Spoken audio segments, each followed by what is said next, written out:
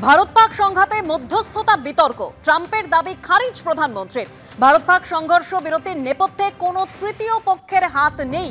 পাকিস্তানের অনুরোধেই সংঘর্ষ বিরতির সিদ্ধান্ত। এনডিএ শাসিত রাজ্যের মুখ্যমন্ত্রীদের সঙ্গে বৈঠকে বার্তা দিয়েছেন তিনি, এরকমই সূত্রের খবর। আরো তথ্য রাখবো আপনাদের সামনে। টেলিফোনে রয়েছেন আমাদের প্রতিনিধি বিজেন্দ্র সিংহ। বিজেন্দ্র, যেদিন সিজফায়ার হয়েছিল সেদিন ডোনাল্ড ট্রাম্প টুইট করেছিলেন, তার সোশ্যাল মিডিয়া পোস্টে প্রথমে তিনি পোস্ট করেছিলেন কি সিজফায়ার হচ্ছে, এবং সেদিন থেকেই এই প্রশ্ন বারবার উঠছে কি পাকিস্তান কি এখানে মধ্যস্থের ভূমিকায় কোন রোল ছিল। এর আগে বিদেশমন্ত্রী এস জয়শঙ্করও দাবি করেছিলেন কি আমেরিকার কোনো রোল ছিল না। পাকিস্তানের তরফ থেকে প্রথমে অনুরোধ আসে ভারতের কাছে কি তারা সিজফায়ার করতে চাইছে এবং তারা ফায়ারিং গুলো করবে না। তারপরে ভারত সরকার তাদের সঙ্গে কথা বলে এবং তারপর সিজফায়ার হয়। এটা দ্বিপাক্ষিক ছিল এগ্রিমেন্ট।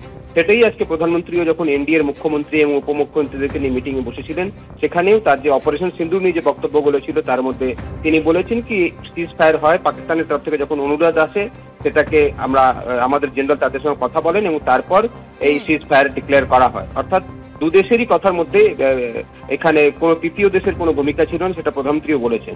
আজকে তার সঙ্গে সঙ্গে প্রধানমন্ত্রী এটাও বলেছেন কি কিছু নেতা যে বক্তব্য রাখছেন অপারেশন সিঁদুরকে নিয়ে আমরা জানি বিতর্কিত মন্তব্য মধ্যপ্রদেশ থেকে এসছে একজন মন্ত্রী বলেছেন, হরিয়ানা থেকে একজন সাংসদ বলেছেন বিজেপির, তাদেরকে সংযম রাখতে হবে এবং না বুঝে কোনো এই ধরনের মন্তব্য যেন না করেন দলের নেতারা, সেই নির্দেশও আজকে প্রধানমন্ত্রী বিজেপি এবং এনডিএর মুখ্যমন্ত্রী এবং উপমুখ্যমন্ত্রীদেরকে দিয়েছেন। ধন্যবাদ বিজেন্দ্র। শিক্ষায় স্বাধিকার নিয়ে বিস্ফোরক সৌগত রায়। ছাত্ররা অধ্যক্ষকে অপমান করলে মুখ বুজে সহ্য করব না, তাতে যা হয় হবে। রায়গঞ্জ কলেজের অধ্যক্ষকে হেনস্থা নিয়ে বলেছিলাম আমার মরে যেতে ইচ্ছে করে, তাতে মুখ্যমন্ত্রী শিক্ষামন্ত্রীরা বিস্মিত হয়েছিলেন। স্বাধিকারের পক্ষে জোর সওয়াল বর্ষিয়ান তৃণমূল সাংসদের।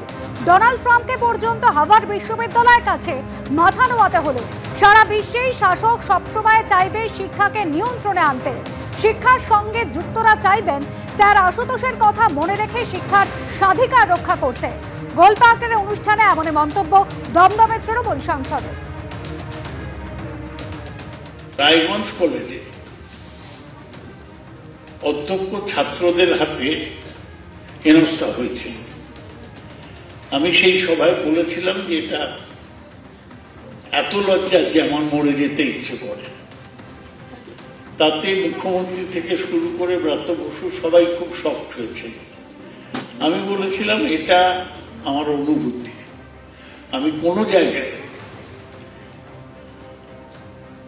ছাত্ররা অধ্যক্ষকে অপমান করছে সেটা মুখ বুঝে সহ্য করতে পারবো না, তার জন্য আমার যাই মূল্য দিতে হয়। বিশ্ববিদ্যালয়ের স্বাধিকার, শিক্ষা প্রতিষ্ঠানের স্বাধিকার, এইটার জন্যই স্যার আশুতোষকে সবাই মনে রাখে। এবং ব্রিটিশদের অনেক দোষ ত্রুটি ছিল, তারা কিন্তু বিশ্ববিদ্যালয়ের স্বাধিকার কখনো কেড়ে নেয়নি। একটা ক্রাইসিস সারা পৃথিবীতেই হচ্ছে, কিন্তু দেখুন স্বাধিকার ব্যাপারটা কত জরুরি। ডোনাল্ড ট্রাম্পের মতো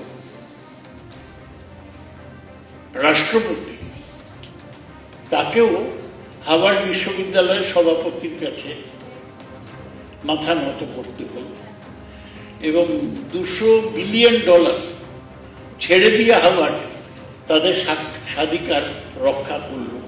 এটা বড় সহজ ব্যাপার নয়। আমরা অনেকে বলি সরকার মাইনে দিচ্ছে, এটাই বড় কথা, তা নয়।